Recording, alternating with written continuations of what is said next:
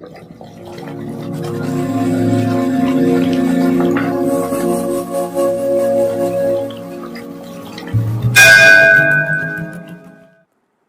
हर महादेव। महाशिव पुराण कथा की सीरीज में आपका स्वागत है। महाशिव पुराण कथा को 7 संहिता और 11 खंडों में विभाजित किया गया है, जिन्हें हम आपको अलग अलग एपिसोड में सुनाएंगे। पिछले एपिसोड में आपने विद्येश्वर संहिता का 6वां, 7वां और 8वां अध्याय सुना।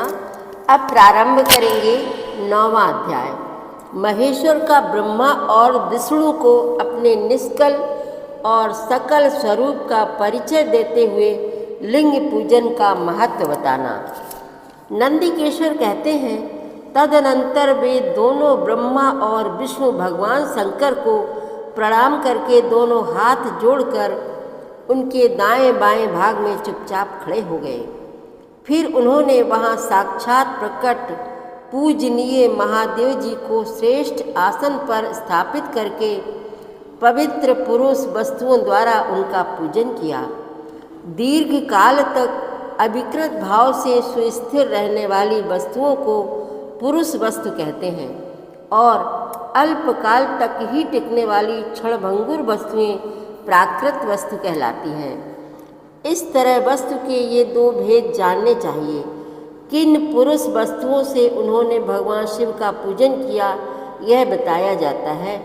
हार, नूपुर, केयूर, किरीट, मणिमय कुंडल, यज्ञोपवीत, उत्तरीय वस्त्र, पुष्पमाला, रेशमी वस्त्र, हार, मुद्रिका, पुष्प, तांबूल, कपूर, चंदन एवं अगरू का अनुलेप, धूप, दीप, श्वेत छत्र, व्यजन, ध्वजा, चंवर तथा अन्यान्य दिव्य उपहारों द्वारा जिनका वैभव वाणी और मन की पहुँच से परे था, जो केवल पशुपति परमात्मा के ही योग्य थे और जिन्हें पशुबद्ध जीव कदापि नहीं पा सकते थे, उन दोनों ने अपने स्वामी महेश्वर का पूजन किया।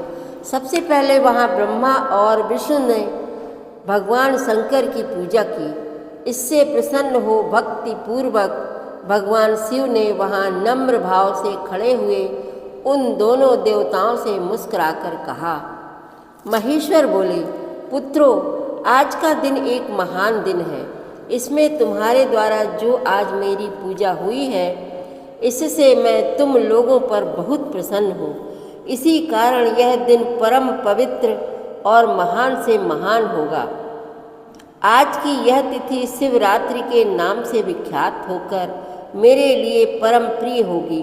इसके समय में जो मेरे लिंग, निष्कल अंग, आकृति से रहित निराकार स्वरूप के प्रतीक, वीर, सकल साकार रूप के प्रतीक विग्रह की पूजा करेगा, वह पुरुष जगत की सृष्टि और पालन आदि कार्य भी कर सकता है। जो शिवरात्रि को दिन रात का निराहार एवं जितेंद्रिय रहकर अपनी शक्ति के अनुसार निश्चल भाव से मेरी यथोचित पूजा करेगा, उसको मिलने वाले फल का वर्णन सुनो। 1 वर्ष तक निरंतर मेरी पूजा करने पर जो फल मिलता है, वह सारा फल केवल शिवरात्रि को मेरा पूजन करने से मनुष्य तत्काल प्राप्त कर लेता है। जैसे पूर्ण चंद्रमा का उदय समुद्र की वृद्धि का अवसर है, उसी प्रकार यह शिवरात्रि तिथि मेरे धर्म की वृद्धि का समय है। इस तिथि में मेरी स्थापना आदि का मंगलमय उत्सव होना चाहिए। पहले मैं जब ज्योतिर्मय स्तंभ रूप से प्रकट हुआ था, वह समय मार्गशीर्ष मास में आर्द्रा नक्षत्र से युक्त पूर्णमासी या प्रतिपदा है। जो पुरुष मार्गशीर्ष मास में आर्द्रा नक्षत्र होने पर पार्वती सहित मेरा दर्शन करता है अथवा मेरी मूर्ति या लिंग की ही झांकी करता है, वह मेरे लिए कार्तिकेय से भी अधिक प्रिय है। उस शुभ दिन को मेरे दर्शन मात्र से पूरा फल प्राप्त होता है। यदि दर्शन के साथ साथ मेरा पूजन भी किया जाए तो इतना अधिक फल प्राप्त होता है कि उसका वाणी द्वारा वर्णन नहीं हो सकता। वहाँ पर मैं लिंग रूप से प्रकट होकर बहुत बड़ा हो गया था। अतः उस लिंग के कारण यह भूतल लिंग स्थान के नाम से प्रसिद्ध हुआ। जगत के लोग इसका दर्शन और पूजन कर सकें, इसके लिए यह अनादि और अनंत ज्योति स्तंभ अथवा ज्योतिर्मय लिंग अत्यंत छोटा हो जाएगा। यह लिंग सब प्रकार के भोग सुलभ कराने वाला तथा भोग और मोक्ष का एकमात्र साधन है।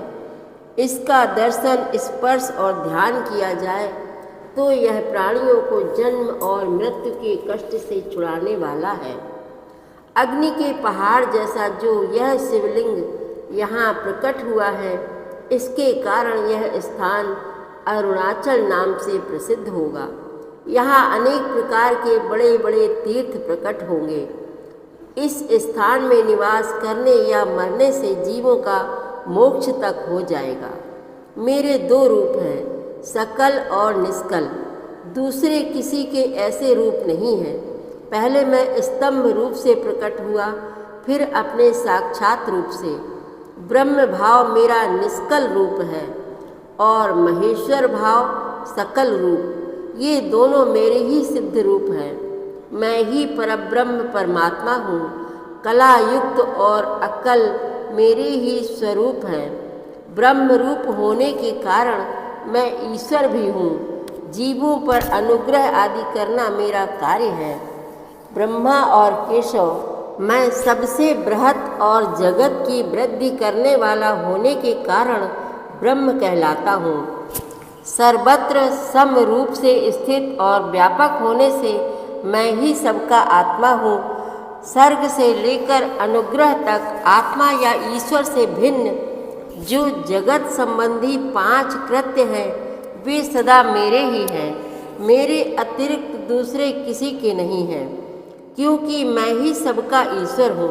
पहले मेरी ब्रह्म रूपता का बोध कराने के लिए निष्कल लिंग प्रकट हुआ था। फिर अज्ञात ईश्वरत्व का साक्षात्कार कराने के निमित्त मैं साक्षात जगदीश्वर ही सकल रूप में तत्काल प्रकट हो गया। अतः मुझ में जो ईशत्व है उसे ही मेरा सकल रूप जानना चाहिए, तथा जो यह मेरा निष्कल स्तंभ है वह मेरे ब्रह्म स्वरूप का बोध कराने वाला है। यह मेरा ही लिंग चिन्ह है। तुम दोनों प्रतिदिन यहाँ रहकर इसका पूजन करो। यह मेरा ही स्वरूप है और मेरे सामीप्य की प्राप्ति कराने वाला है। लिंग और लिंगी में नित्य अभेद होने के कारण मेरे इस लिंग का महान पुरुषों को भी पूजन करना चाहिए। मेरे एक लिंग की स्थापना करने का यह फल बताया गया है कि उपासक को मेरी समानता की प्राप्ति हो जाती है। यदि एक के बाद दूसरे शिवलिंग की भी स्थापना कर दी गई, तब तो उपासक को फल रूप से मेरे साथ एकत्व सायुज्य मोक्ष रूप फल प्राप्त होता है। प्रधानतया शिवलिंग की ही स्थापना करनी चाहिए। मूर्ति की स्थापना उसकी अपेक्षा गौण कर्म है। शिवलिंग के अभाव में सब ओर से सबेर मूर्ति युक्त होने पर भी वह स्थान क्षेत्र नहीं कहलाता। 9वां अध्याय समाप्त। आगे की कथा आप अगले अध्यायों में अगले एपिसोड में सुनेंगे। संपूर्ण शिव महापुराण कथा की सीरीज में शामिल होने के लिए आप हमारे चैनल अपनी विरासत को सब्सक्राइब कर लीजिए और वीडियो को लाइक शेयर करना मत भूलिएगा। हर हर महादेव।